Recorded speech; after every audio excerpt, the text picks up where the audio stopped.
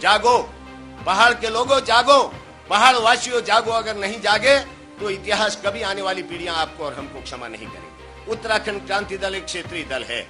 1979 में doctor DD Pant के नेतृत्व में इस दल का गठन हुआ और श्रद्धेय उत्तराखंड के गांधी, पर्वती गांधी बड़ुन जी के संरक्षण में और उनके मार्गदर्शन में यह दल आगे बढ़ा।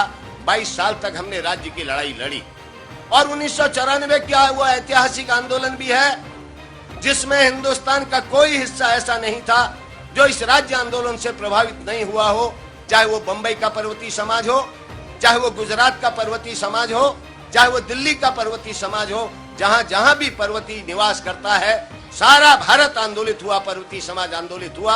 और 1994 का वह ऐतिहासिक राज्य आंदोलन भी सबके सामने है जिसने पहली बार हिंदुस्तान की जनता को यह बताया, जिसने राष्ट्रीय दलों को यह अवगत कराया कि किराए की लाखों भीड़ इकट्ठा करके भले ही थोड़ी देर के लिए लोग राजनेता बनने का नाटक करते हो, लेकिन पहाड़ से जिस तरीके से गंगा और यमुना निकल करके सारे देश को नया जीवन देती हैं, उसी तरीके से 1994 2 अक्टूबर का वो जन सैलाब, वो जनता की गंगा जो दिल्ली की सड़कों पर जो है सैलाब के रूप में निकली थी, ये दीगर बात है कि वो आंदोलन किन कारणों से असफल हुआ।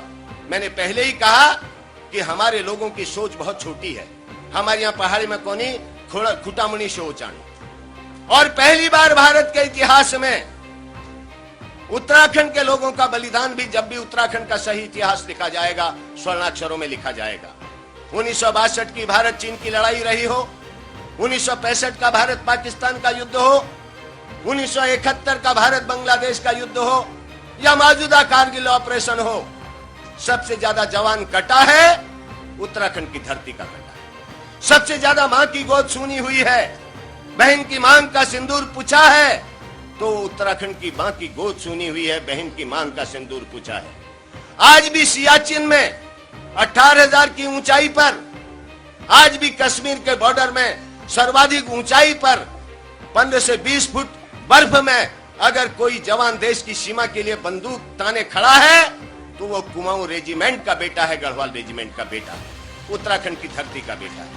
तो जिस कौम ने इस देश को सब कुछ दिया, जिस कौम ने इस देश के लिए हमेशा त्याग ही त्याग किया, वो कौम अगर अपने घर में पराई होगी और वो कौम अगर जागृत नहीं होगी, अगर वो कौम छोटे छोटे झगड़ों में लिपट करके अपने आने वाली पीढ़ी के भविष्य के बारे में नहीं सोचेगी, तो उस कौम को कोई नहीं बचा सकता, ब्रह्मा विष्णु महेश भी आके नहीं बचा सकता।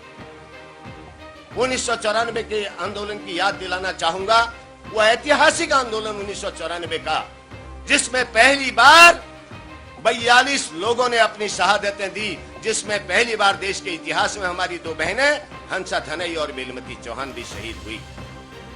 ये त्याग और ये बलिदान के बाद ये राज्य मिला, ये किसी की कृपा से नहीं मिला, ये राष्ट्रीय दलों की कृपा से या किसी की भीख से नहीं मिला। इसके लिए पहाड़ के बेटों ने कुर्बानी दी है, अपना लहू दिया है, अपना बलिदान दिया है। और जब राज्य बना तो हमें यह उम्मीद थी कि ये राज्य यहाँ की जनता का राज्य होगा, ये राज्य यहाँ के मजलूमों का राज्य होगा, ये राज्य यहाँ के गरीबों का राज्य होगा, ये राज्य यहाँ के दलितों का, कमजोर तबकों का राज्य होगा। पहाड़ का पानी और पहाड़ की जवानी पहाड़ के काम आएगी, एक नए सवेरे की हम शुरुआत करेंगे, ये हमारी परिकल्पना थी। लेकिन जिस दिन राज्य की घोषणा हुई उससे पहले भी आपको मालूम है, जब उत्तर प्रदेश से राज्य का विधेयक पारित होकर केंद्र सरकार को गया, उसमें 26 संशोधन कर दिए गए, और उसके बाद जब केंद्र ने उसको पारित किया उसमें 29 संशोधन हुए। हमारा पानी 2 बोल्ड बने, गंगा बोल्ड बना और यमुना बोल्ड बना।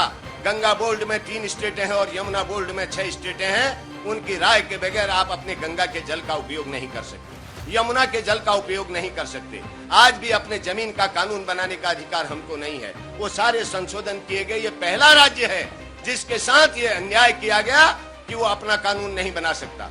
तराई के रिफ्यूजियों को खुश करने के लिए, जो रिफ्यूजी 1947 में जब देश का बंटवारा हुआ, हिंदुस्तान में किसी ने रिफ्यूजियों को जगह नहीं दी। उत्तराखंड के लोग थे जिन्होंने पूर्वी पाकिस्तान से आने वाले और पश्चिमी पाकिस्तान से आने वाले लोगों को उत्तराखंड की तराई में जगह दी, कहा तुम्हारी रगों में भी हमारा ही खून बहता है, आओ तराई में बसो।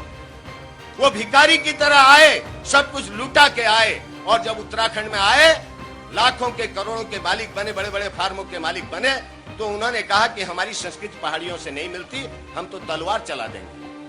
उनके हितों की सुरक्षा के लिए दिल्ली की सत्ता में बैठे लोगों ने राज्य के तमाम हितों के साथ कुठाराघात किया। हमारी आज तक कोई कृषि नीति नहीं है, हमारी शिक्षा नीति नहीं है, हमारी रोजगार नीति नहीं है, हमारी उद्योग नीति नहीं है, हमारी पर्यटन नीति नहीं है। जब नीतियां नहीं है तो आपने कितने खड़ंजे बनाए, कितने रोडों का शिलान्यास किया, ये मायने नहीं रखता। किसी भी सरकार की पहचान उसकी नीतियों से होती है। और पूरे उत्तराखंड में आक्रोश है। आक्रोश इस बात को लेकर के है कि हमने विधानसभा में कई बार इस बात को रखा, ये ठीक है पहाड़ में पर्यावरण की सुरक्षा करनी है, पेड़ बचाने हैं, लेकिन पहाड़ में अगर बड़े उद्योग नहीं लग सकते तो कुटीर उद्योगों का जाल फैलना चाहिए। पहाड़ के लोगों को रोजगार मिलना चाहिए। आज रोजगार की स्थिति बहुत खराब है। जो पर्यटन है उसको विकसित किया जाना चाहिए। यहाँ पर बद्रीनाथ है, केदारनाथ है, गंगोत्री, यमुनोत्री, आपका जो है बागेश्वर, जागेश्वर जैसे तीर्थ धाम है। यहाँ पर धार्मिक पर्यटन विकसित हो सकता है, यहाँ पर आध्यात्मिक पर्यटन विकसित हो सकता है, यहाँ पर नैसर्गिक पर्यटन विकसित हो सकता है। लेकिन सरकार, जब उसकी कोई इच्छा शक्ति हो, जब सरकारों को इस बात की पीड़ा हो, दर्द हो कि वास्तव में इस कौम के लिए, इस समाज के लिए हमें कुछ करना चाहिए। फर्क इतना ही हुआ, उत्तर प्रदेश का एक छोटा टुकड़ा अलग हो गया। आज पहाड़ का आदमी अपने घर में पराया है, ये स्थितियां हैं। इसलिए आज इस गोष्ठी की सार्थकता है। ये गोष्ठी इसलिए रखी गई है, ये चिंतन शिविर इसलिए है कि उत्तराखंडियों जागो, पहाड़ के लोगों जागो, पहाड़ वासियों जागो। अगर नहीं जागे तो इतिहास कभी आने वाली पीढ़ियां आपको और हमको क्षमा नहीं करेंगी। 22 सालों तक हमारे लोगों ने न खा करके, न पी करके, भूखे रहकर, नंगे रहकर, सड़कों पर रहकर आंदोलन किया। और पूरे उत्तराखंड की जनता के सहयोग से, चाहे हमारे दिल्ली के भाई हो, चाहे हमारे बॉम्बे के भाई हो, चाहे हिंदुस्तान के किसी भी महानगर के हमारे पर्वतीय समाज हो, सबका सहयोग रहा, राज्य बना। लेकिन इस राज्य में आज भी किसी भी क्षेत्र में देख लीजिए उत्तराखंडी का क्या भविष्य है। दिल्ली का उद्योगपति आए, बॉम्बे का उद्योगपति आए, मल्टीनेशनल आए, वो उद्योग लगाए, सब्सिडी खा के चला जाए, या उद्योग खड़ा रहेगा तो मजदूर भी बलिया से आएगा, मजदूर भी गोंडा से आएगा, मजदूर भी बस्ती से आएगा, फैक्ट्री मालिक भी बाहर से आएगा और सारी पूंजी हमारी खाएगा। हमने इस बात को कहा कि हमारे लोगों के लिए आरक्षित औद्योगिक नीति में स्थान रहने चाहिए। आया अगर 100 उद्योग लगते हैं तो कम से कम 70 उद्योग उत्तराखंडियों को मिलने चाहिए।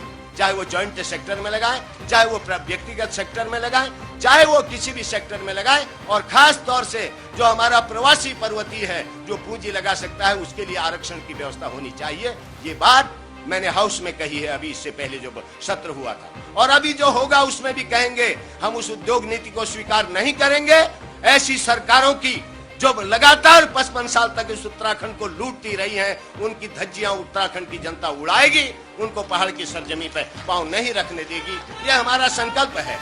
हमने इस बात को कहा है कि पहाड़ के बेटों ने इस देश के लिए अपना खून दिया है, तो पहाड़ के बेटों को इस बात का अधिकार मिलना चाहिए कि रोजगार से लेकर, पूंजी निवेश से लेकर, उद्योगों में लाभ से लेकर सारे क्षेत्र में उत्तराखंड की हिस्सेदारी तय होनी चाहिए। उत्तराखंड के पर्यटन में उसकी हिस्सेदारी तय होनी चाहिए, उत्तराखंड की कृषि में उसकी हिस्सेदारी तय होनी चाहिए, उत्तराखंड के रोजगार में उसकी हिस्सेदारी तय होनी चाहिए, उत्तराखंड के उद्योग में उसकी हिस्सेदारी तय होनी चाहिए।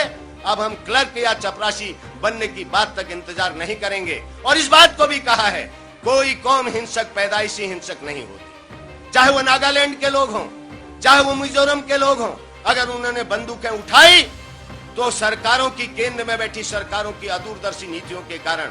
और पहाड़ का बेटा जब देश की सीमाओं की रक्षा के लिए अपना खून दे सकता है, तो इन सरकारों के खिलाफ भी बंदूक उठा सकता है, इकट्ठा हो सकता है। ये बात हमने कही है। ये दोनों राष्ट्रीय पार्टियां, चाहे वो कांग्रेस हो, चाहे वो भारतीय जनता पार्टी हो, पहाड़ और पहाड़ियों की नंबर 1 की दुश्मन है और हमेशा रहेंगी। ये बात मैं कहना चाहता हूं। अगर आप चाहते हैं कि इन राष्ट्रीय पार्टियों को इस उत्तराखंड की सरजमी से नेस्तनाबूद किया जाए, तो आपको क्षेत्रीय ताकत बनानी पड़ेगी। एक बार जब आसाम में क्षेत्रीय पार्टी आ सकती है, नागालैंड में आ सकती है, मिजोरम में आ सकती है, महाराष्ट्र में आ सकती है, तमिलनाडु में आ सकती है, उड़ीसा में आ सकती है, चंद्रबाबू नायडू की सरकार वहां विकास की नई धारा बहा सकती है, तो क्या कारण है कि उत्तराखंड में क्षेत्रीय राजनीतिक दल सत्ता में क्यों नहीं आ सकता? यह भी आज की बहस का मुद्दा होना चाहिए। हमेशा लोगों ने बहुत छोटा सोच क्या हुआ, मैं बस कहना चाहता हूं, मैंने दिल्ली की राजनीति को देखा है, मैं ज्यादा बहुत नहीं जाता। और जो नेता है उन्होंने लोगों को, अपने चारणों को इकट्ठा किया, रामलीला मंचों से अपनी आरतियां करवाई, अपनी स्तुतियां करवाई, और यही सिलसिला चलते चलते जितने भी राष्ट्रीय नेता हुए इस पहाड़ की धरती से, वो इतने बौने राष्ट्रीय नेता हुए, वो दिल्ली के तख्ते ताउस पर विराजमान भले ही रहे हों, लेकिन कभी उनको पहाड़ की धरती ने एक छत्र अपना नेता नहीं माना। वो कितने ही बड़े केंद्र में बैठे हुए नेता, चाहे कांग्रेस के रहे हों चाहे भाजपा के रहे, क्योंकि उनका कोई दर्द इस उत्तराखंड के प्रति नहीं रहा, उनकी कोई पीड़ा इस उत्तराखंड से नहीं रही, उनकी कोई इस पहाड़ के आम आदमी के हित के प्रति कभी चिंता नहीं रही। उनको दिल्ली की कुर्सी ज्यादा प्यारी रही, और इसीलिए जब भी राज्य आंदोलन हुआ, उन तथाकथित राष्ट्रीय नेताओं ने हमेशा राज्य आंदोलन का विरोध किया। ये तो अलग बात है कि जनता का बलिदान था, जनता का त्याग था, उन शहीदों का बलिदान था, हमें राज्य मिला। अन्यथा ये राष्ट्रीय नेता चाहते तो कभी ये उत्तराखंड राज्य नहीं बना। हमारे पास माइक्रो हाइडल परियोजनाओं को अगर हम सही रूप से कार्यान्वित कर सकें तो आज उत्तराखंड सिर्फ लघु पन बिजली योजनाओं के माध्यम से ही पूरा राज्य आत्मनिर्भर बन सकता है। हमारे पास सारे खनिज हैं, हमारे पास कृषि का इतना विशाल उत्पादन है, आज भी पूरे उत्तराखंड को खिलाने के बाद 10 लाख टन से ज्यादा नेशनल पूल में जाता है। उसके अलावा ऐसा पर्यटन का क्षेत्र पूरे हिंदुस्तान में कहीं नहीं है जहां धार्मिक पर्यटन है, जहां आध्यात्मिक पर्यटन है, जहां नैसर्गिक पर्यटन है। उसके अलावा हर क्षेत्र में उत्तराखंड अपने में सक्षम है, लेकिन दुर्भाग्य है कि जो सत्ता में बैठे लोग हैं, या जो सत्ता में बैठे रहे, या जो कल के दिन फिर लोगों को सब्जबाग दिखाकर दिल्ली के तख्ते ताउस पर बैठना चाहते हैं, वो नहीं चाहते कि वास्तव में उत्तराखंड का आम आदमी, यहाँ के फटेहाल, यहाँ के गरीब, यहाँ से सबसे कमजोर और यहाँ के दलित के घर का भी चिराग जले, उसका बेटा भी स्वाभिमान के साथ खड़ा हो। उत्तराखंडी को भी लगे कि ये राज्य मेरे लिए बना, मेरे बच्चों के लिए बना, आने वाली पीढ़ी के लिए बना। ये उनका सोच नहीं है। उत्तराखंडियों जागो, पहाड़ के लोगों जागो, पहाड़ वासियों जागो। अगर नहीं जागे तो इतिहास कभी आने वाली पीढ़ियां आपको और हमको क्षमा नहीं करेंगी।